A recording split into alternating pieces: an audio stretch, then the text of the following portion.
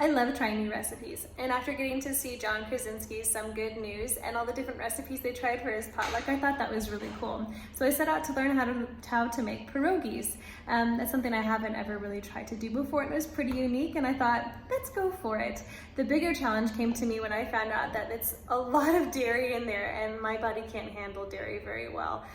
Butter's one thing, but when you're talking about cream cheese and cheddar cheese and sour cream and like, wow, that's a lot of stuff that I can't do. So I set out to look for something better for myself, and maybe this will be something you can do as well. Maybe it'll make you able to eat pierogis as well. But here's for trial one. Let's see how it goes. Almost all recipes I found online agreed. 3 cups of flour, about a ½ teaspoon of salt. Mix it together, get it all incorporated. And then 1 cup of water. And some say to do cream, some say to do sour cream, some say to do cream cheese.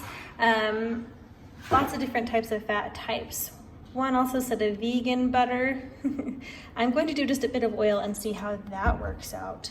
So here's to experimenting. Next we get our fingers in there and we're gonna make it into a dough. Okay, I've got my dough out, and then I'm going to start to knead it to make sure it comes together. They said to do this for a while. See how it goes. All right, our dough's come together, and now we're supposed to let it sit for about 15 minutes. All right, I have cleaned up some spinach, a good 2 handfuls worth, and then sliced it up fine, and I'm sauteing it so that I can add it to my potato mixture.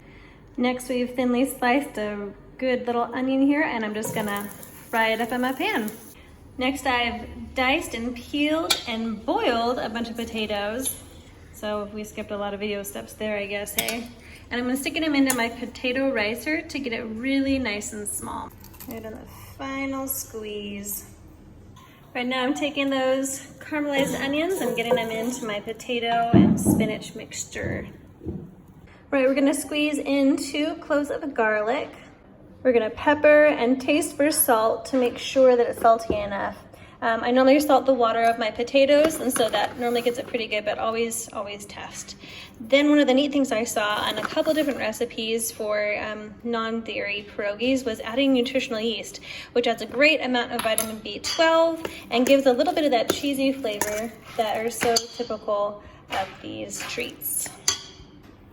All right, we've let our dough rest for a while, and now I'm going to start rolling it out. Making sure my countertop is nice and floured.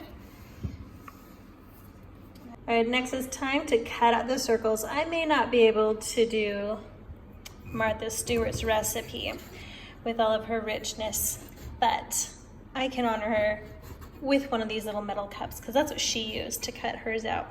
So there we are. All right, we're just taking out the excess here. And we've got all of our little circles to fill. All right, this is what I learned. Get our little dough here. And then I don't want to do too big of a scoop or else it's really hard to close up. So just a little ball like this. And then I set it down and I kind of pull up the dough, because all the videos and recipes said make sure the dough is touching the dough, not the filling. And then just make sure they're all closed off and you're good. And we're gonna be doing this a gajillion times because this makes a lot of dough. So I won't do them all on the video, but now I'm doing them. All right, look at all these pierogis we made, my very first time. We've got our boiling water, we've got some dumplings, we're sticking them in.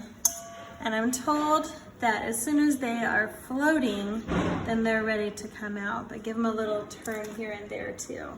So we'll see how it goes. All right, our dumplings are nice and floating, so we're taking them out and sticking them on here. A lot of different people would do melted butter on their plate to get them out, but it's my first time, so I forgot. All right, some recipes said that frying was really nice, so we're gonna try some of ours fried too, and then we'll do a taste test. Do we like them fried or just boiled better?